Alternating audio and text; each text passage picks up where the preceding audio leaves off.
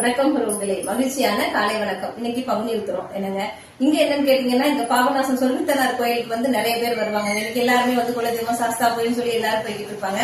அது மாதிரி சாஸ்தா குலதெய்வங்கள் தெரியாதவங்க எல்லாருமே வந்து இங்க சொல்லித்தனார் கோயிலுக்கு தான் எல்லாருமே வருவாங்க.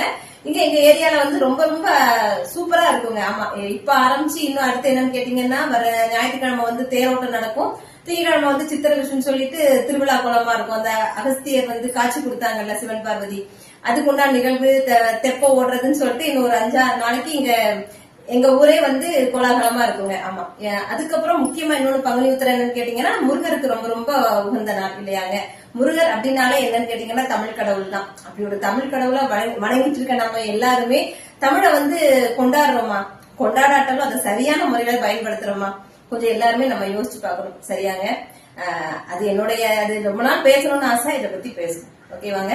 வாழ்க வளமுடன்.